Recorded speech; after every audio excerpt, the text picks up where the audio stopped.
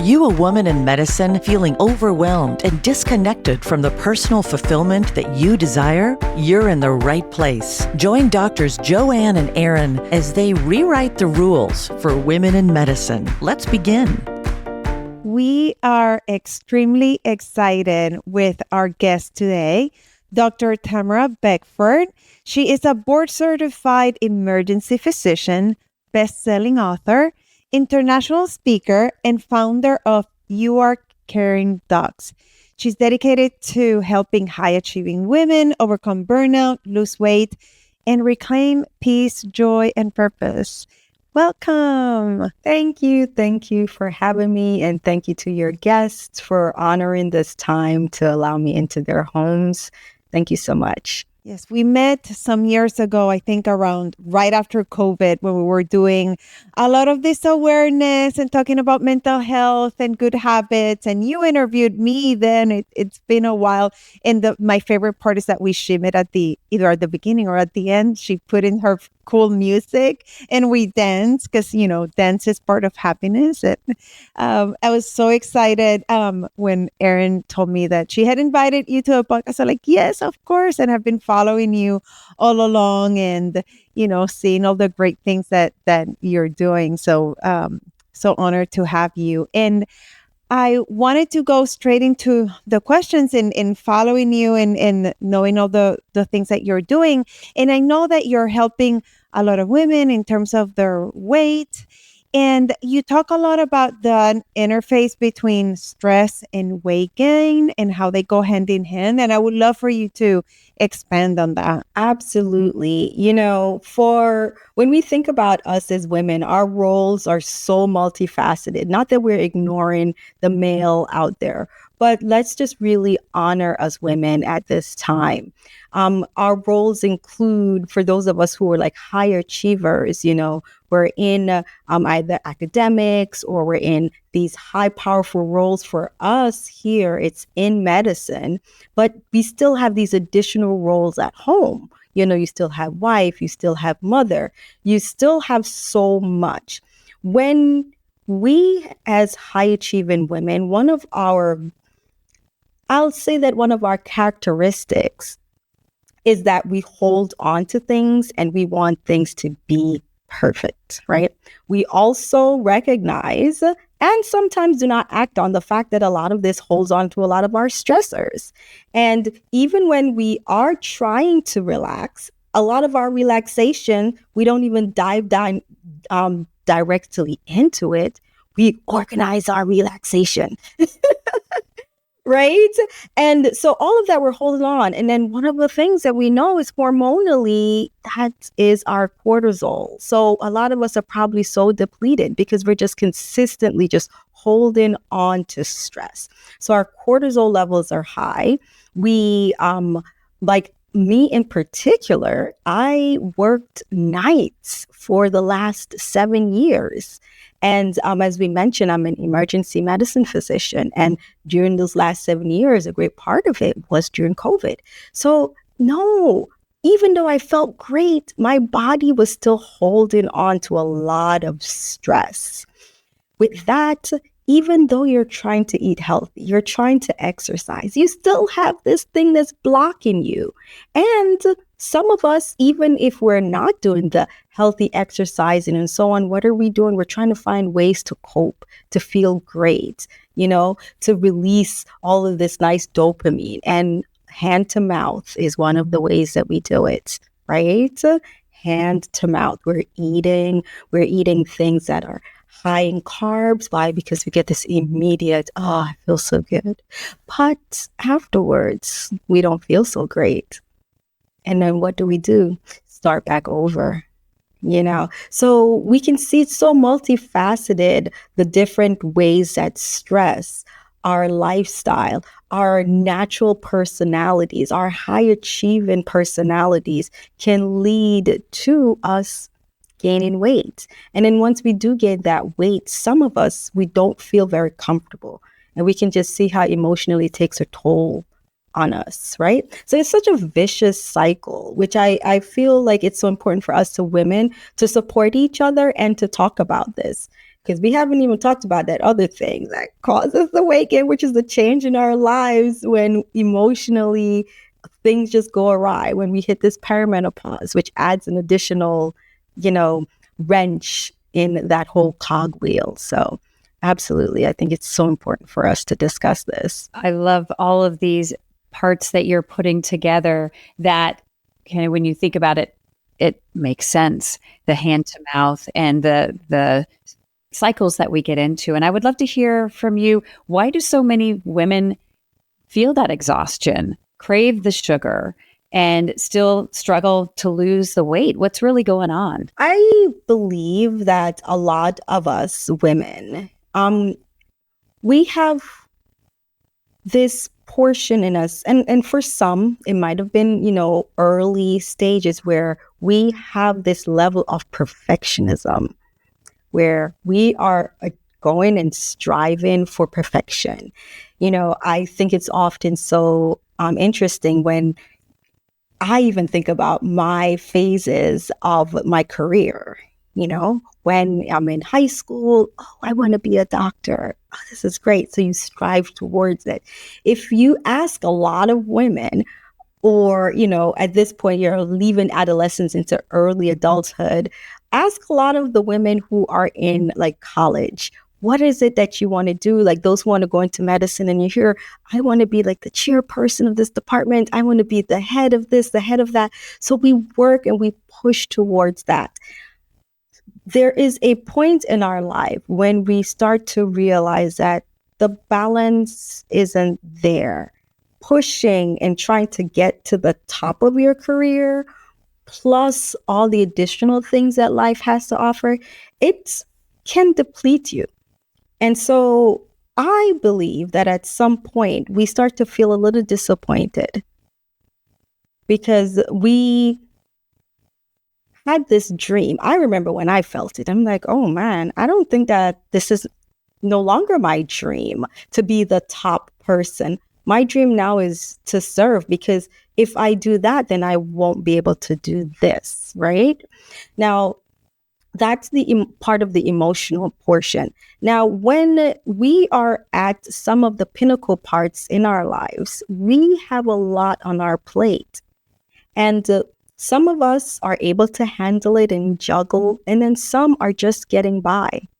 We read about that a lot with our colleagues, in some of our blogs, when we're just trying to get by. A lot of our young attendings, the young doctors, they finish residency and they're like, I'm 2-3 years out, and this is so different than what I thought it was going to be. I'm inundated with all this work. It's not even clinical work. It's all these additional things. And so we start to feel a little disappointed. And how do we cope with some of that disappointment?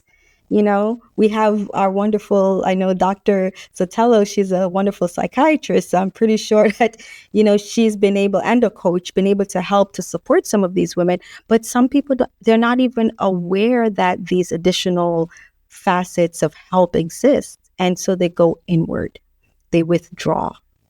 And, so you start looking for coping mechanisms, and eating is one way it brings us comfort. I mean, once we came out of the womb, what's the first thing that we did after crying?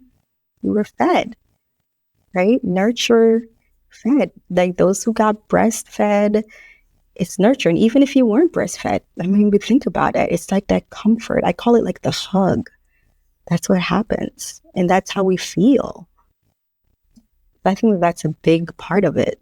Wow, I'm here like fully in my emotions, like hearing you talk about all these things, how powerful. I never heard it explained like this. Thank you, because it goes back to the core of who we are, right? Like a lot of times we beat ourselves because we have all the knowledge and the intellectual understanding, but we're not always taking the action. And when we understand it the way that you're saying it, that it's primitive. It's in the first wiring in our brain, and in that sense of comfort that we all need. And going back to something that you said earlier, that it's funny, not funny, but I say I have to concentrate to relax. And thank you for validating that. And it is, and then when I say it, and then I say like, and it's kind of sad.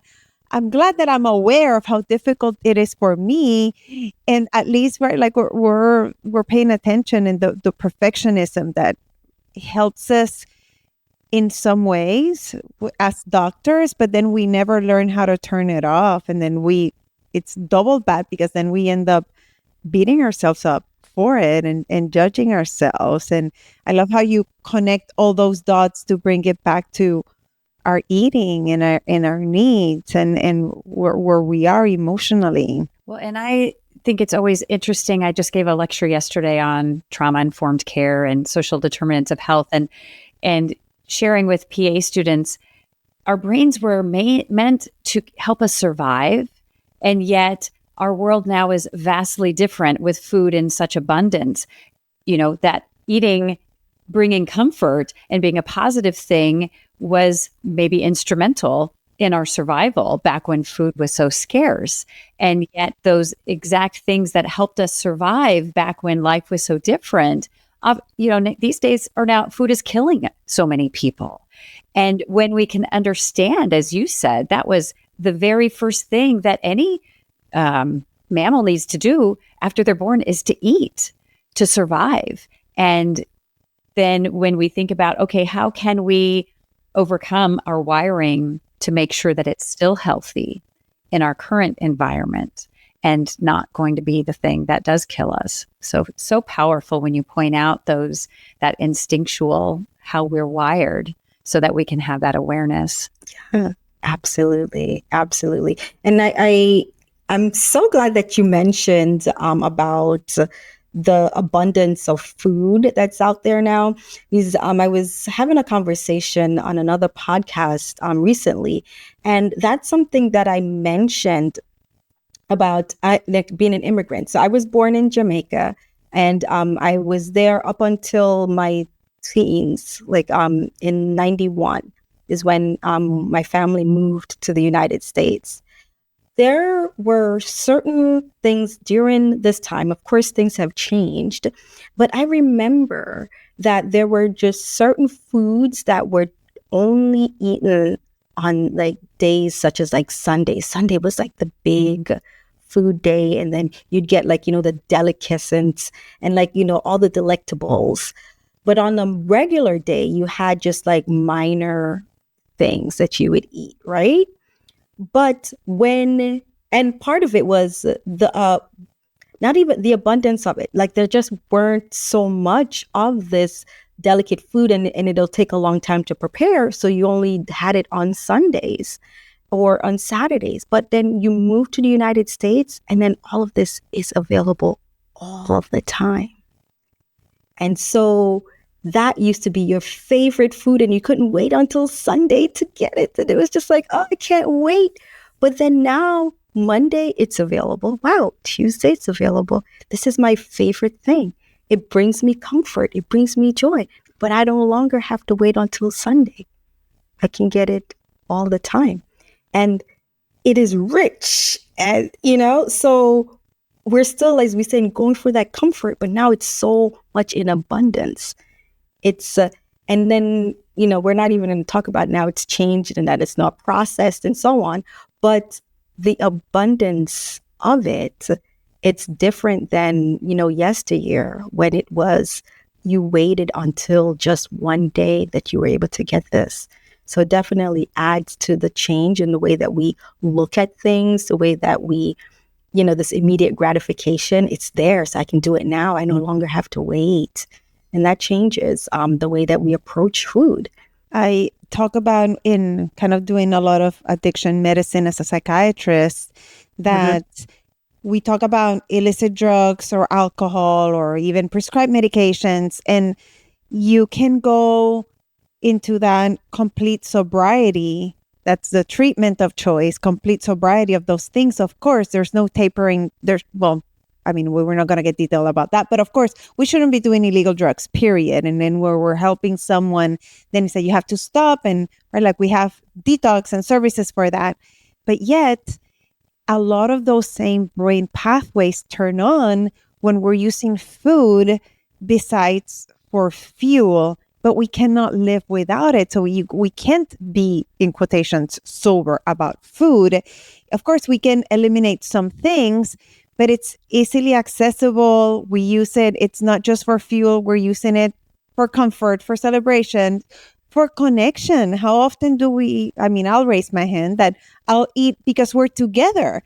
Or like you're saying, I'm there, my brain is spinning in a good way. I'm about to go to Puerto Rico and then already thinking of all those lovely things that I'm going to be able to eat that I don't get to eat here. So I have to wait until I'm in Puerto Rico. And of course, I have some awareness of planning it and then saying, I'm going to give myself permission because I'm here rather than just the comfort. But it is scary in that it's, or maybe scary is not the right word, but it's, we can have the compassion of how difficult it is. There's no judgment here when we're struggling with some of these things, because it's so, like you said, core into our basic, recorded, wired into our basic needs in our full physiology. And it takes help, right? And love that's part of what you do when you're helping other people with these difficulties. The compassion also, when there are neuroscientists out there who are paid to use our brains against us in how crunchy those chips are, how sweet those things are. Yes. And the crunchier the chips are, the more you're going to eat them and empty that bag and get another bag out. So there are neuroscientists working against humans in a not healthy manner. And so also raising awareness to say, it's not you. People are spending millions or maybe billions of dollars to ruin your health from unhealthy processed foods. Yes. And yet I go to a local Saturday market that this woman, Sonia, makes homemade soup every week. She's got 2 or 3 different kinds of soup made as organically as she can. And nobody's promoting that. Nobody's paying her millions of dollars to create healthily sourced foods to feed your body and mind and taste delicious. And so it's also recognizing, being aware, like people are contriving against you and using your neuro wiring against you. So give yourself a break and then figure out, okay, who is it that's going to help you get over those temptations in front of you? Because when they're there every day, staring you in the face, I remember working at this deli in LA, and when the owner remarried, Eddie was her husband, and every day now he's in the deli and they have amazing lemon bars and brownies and all these things. And so he would tell himself, this will be here tomorrow. I don't have to eat it today. It will be here tomorrow and the next day. So you don't have that fear of missing out, in order to say, I can wait. So maybe you're having it once a week or once a month, as you were saying. But when it's in front of you, you have to take extra energy, yes, not indulge. I love when you mentioned for us to recognize that there's so many factors out there that are working against us because we're wired from our, we've talked about it, like we're wired this way as humans.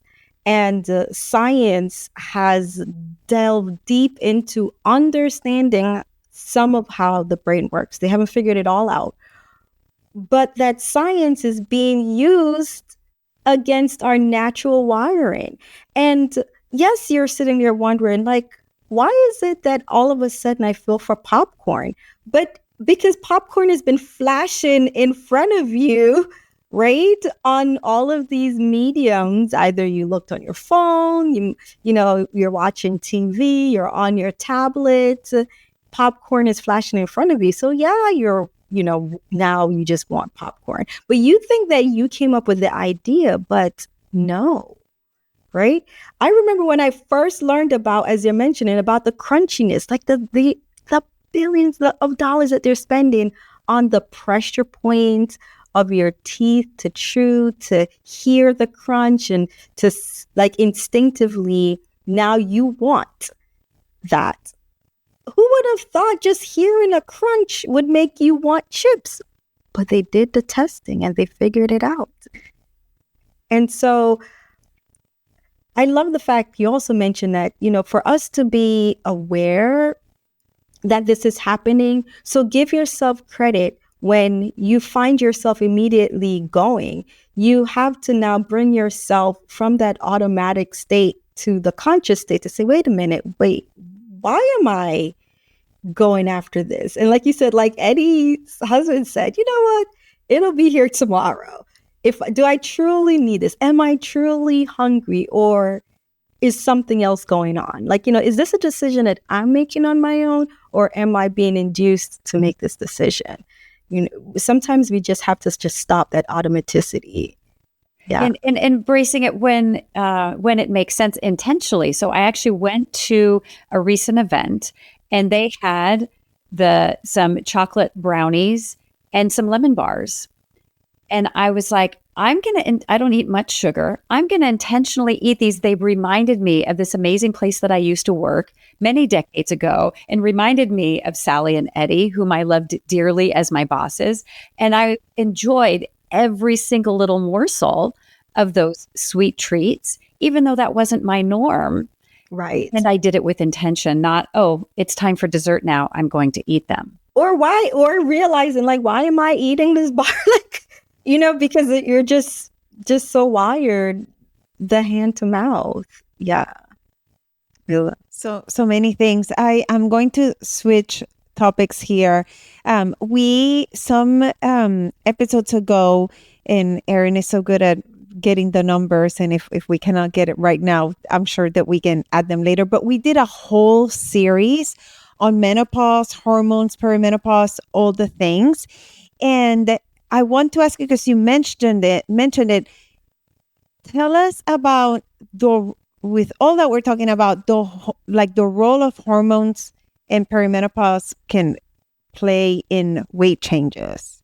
Absolutely. And kind of this life stage. I was telling Erin, this is a little TMI, but I was telling Erin, like, I woke up in a hot flash this morning.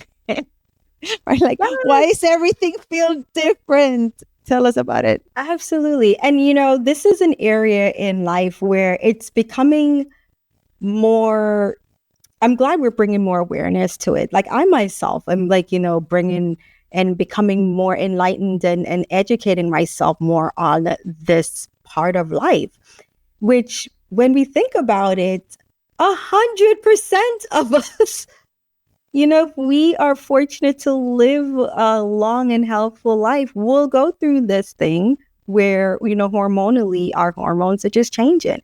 So with the weight gain, we talked about cortisol, and cortisol is our friend, and I call her. She's still hanging around. And during this phase in life, in addition to the stress portion, we also have estrogen, we have our progesterone and our testosterone.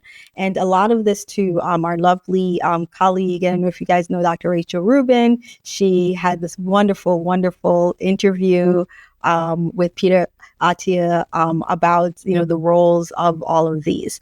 So we have this phase in our life where our estrogen levels are changing.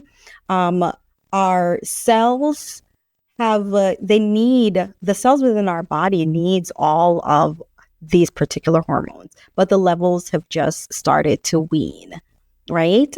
So we now are in a phase where we need these levels. They're not available.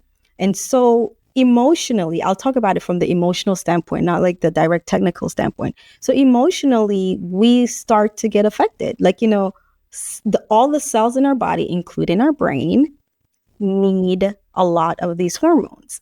So when the difference in they're dropping, so libido, when our testosterone's dropping, and as I love Dr. Rachel Rubin, she's like, I don't know where did we get this thing that women have estrogen and male have testosterone. Like we all have both, and so therefore we need to really highlight that. So we have libidos changing. Our brain fog is happening. A lot of us, when we talk about even the stressors that we have in our lives, I know that one of the things that has stressed me out over the last few years is, why am I not as sharp as I used to be, right? And I started to think something was wrong with me. It really got to a high point even like a couple months ago. where I started to really get to a point where I'm like tearful, like I can't remember things that I knew. I'm not, luckily I wasn't working as many shifts, but I knew that when I did go into work, I am taking a longer time to not just come up with the diagnoses. Like, I know the diagnosis. I mean, I've been doing this for 15 years. Like, I know this, but why? But what is that medication? Where do I find that list? Where do I? And then, if you interrupt me, that's even worse. Because what was I trying to do right before that 2-second interruption? How does that make me feel? Emotionally, I start to feel less than, right? And as we talked about, like, from our standpoint, we bring a lot of this through the emotion. When I start feeling less than, I'm not saying like, oh, well, let me go ahead and be all jolly and go exercise. Emotionally, I start questioning so many things. Like, why is this happening to me?